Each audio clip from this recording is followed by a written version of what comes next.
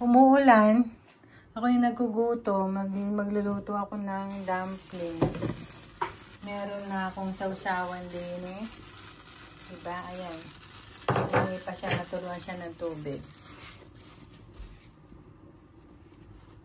E, magluluto ako ng pansit. Ito yung dumplings, oh. Ay ko na din. Korea's #1, gyoza dumplings. So, habang hindi pa luto yung pansit, ito, magluto ang pansit. Ito yung bihon na nabili ko. Parang pang sotanghon siya.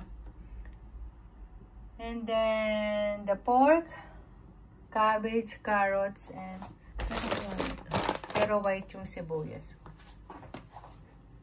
Mas sinisipag. Pasok pa, 3 days pasok pa. Kaya, magluluto muna. Yan, yung relo ko. Wala pa rin battery. Actually, may battery yung tinanggal ko. Gawa ng... Ayoko yung naririnig yung tik-tak. Ako yung taong... Pag natutulog, ayoko na may maririnig ako nila. Kaya... Kapag maingay yung relo, automatic yan. Matatanggalan ng battery. So, I think it's 8 o'clock. So, lumabas ako kaninang 5, maulan. Kaya matagal maghintay ng sasakyan. Nakauwi ako na around 6. Pero dumaan ako dito sa Megro. May groceryhan kasi dyan malapit sa amin. Dumaan ako, bumili ako ng baboy. Gawa nung may manok ako dito eh.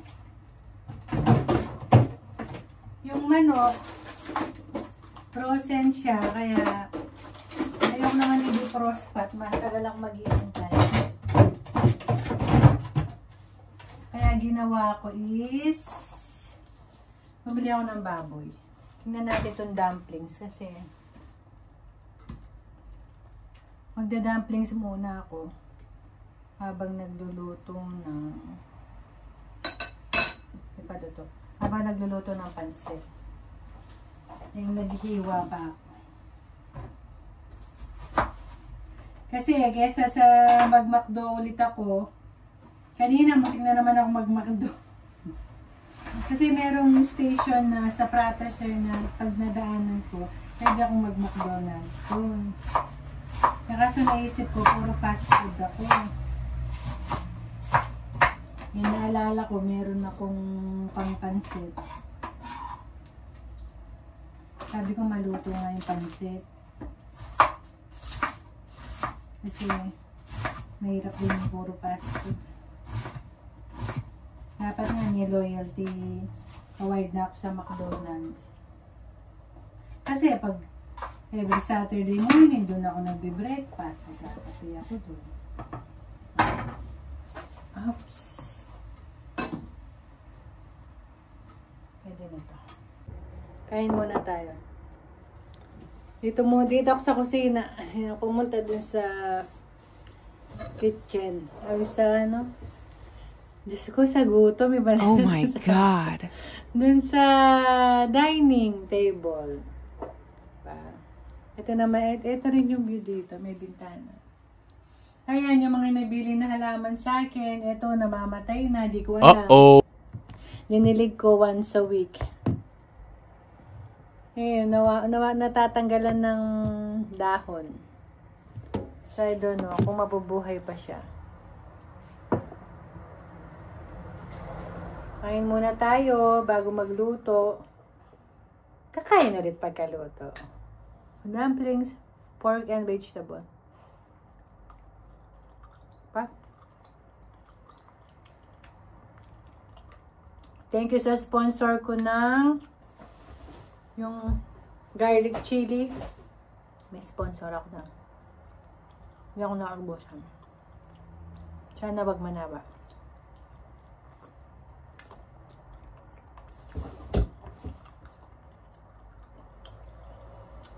Kaya ito, pag gawin ng work, magluluto ko.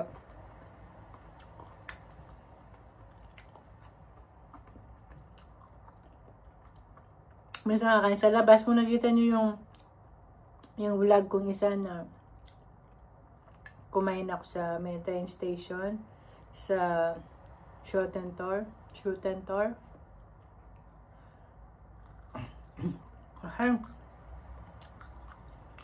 Ayun, kumain ako ng kumain ako ng fried rice.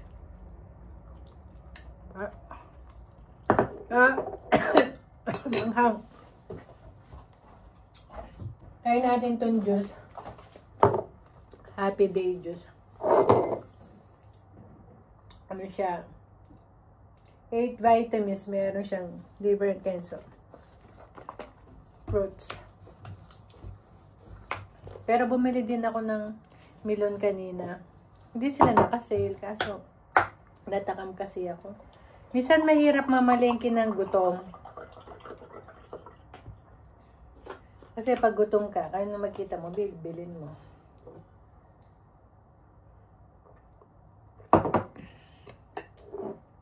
Sarap.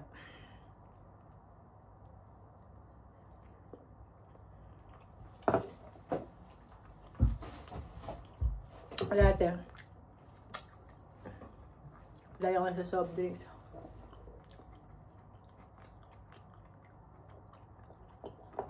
Kaya iniiwasan ko. Nag-soft drinks pa rin ako, pero hindi iwasan ko na ngayon. Yung hindi na everyday. Masarap.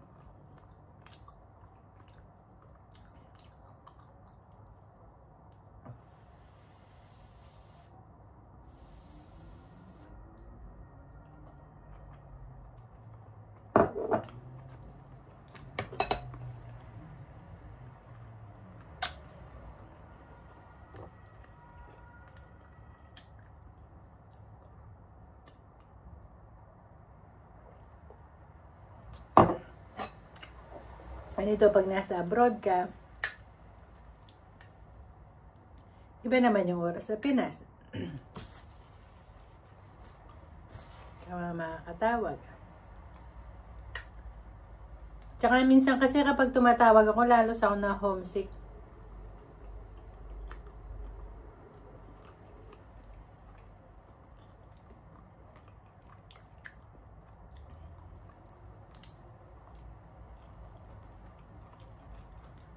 Ang masama gabi kaya ako. Pero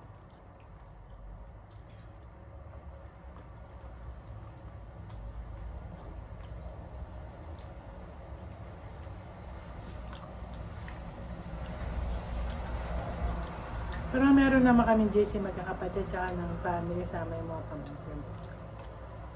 Actually sa GC namin magkakapatid, halos araw-araw kami nagkumustahan.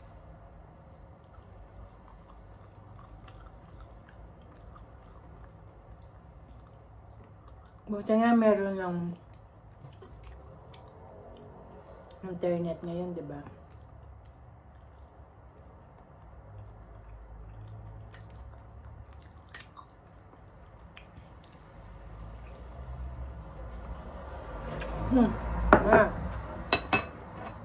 Magluluto muna ako.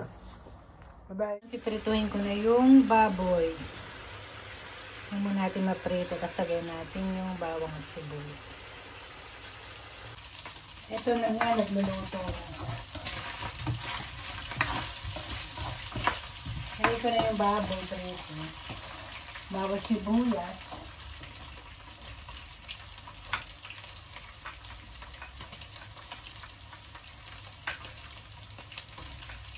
Wala kasi yung stand ko eh. Nawa ko sa Pinas. Para sa may stand yung phone. So, naiwan ko.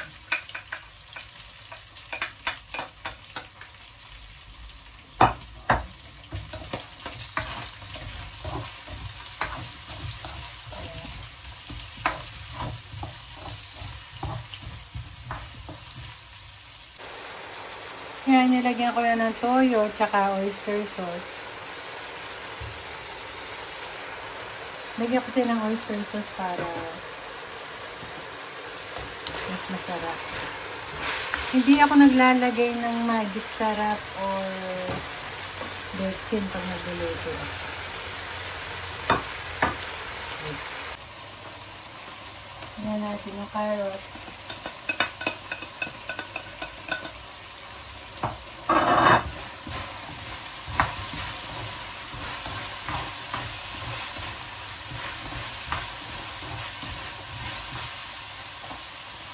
Repolyo.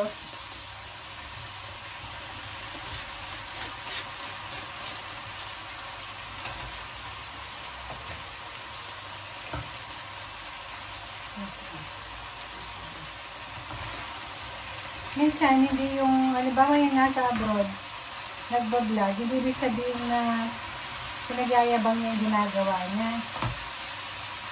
Ang totoo po niyan, nang-homesick po kami, kaya niluluto namin yung pagkain sa Pinas. Pag wala kaming kausap, ayan, nagbablog. Para lang malibang.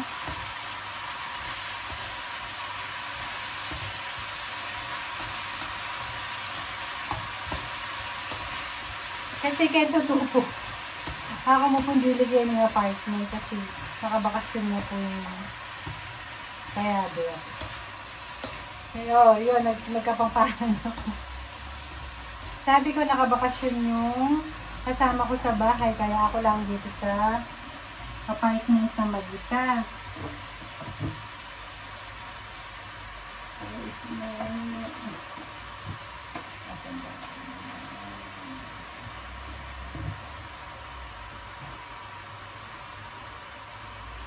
Kaya kung napansin nyo, nag-vlog po ako ulit.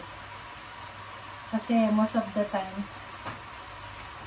mag-isa lang po ako. Kaya, kayo ang kinakausap ko. Gulay.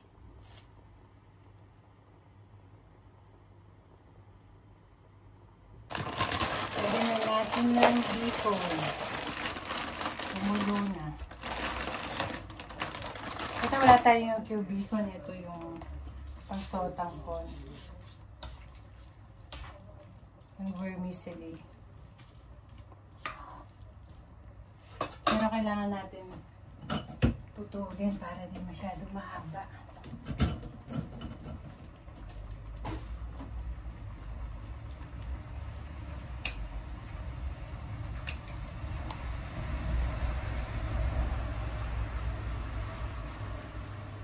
Putol ko.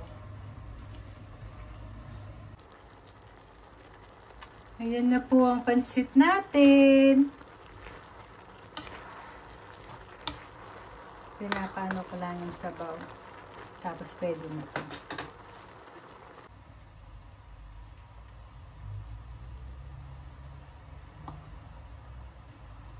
Oh.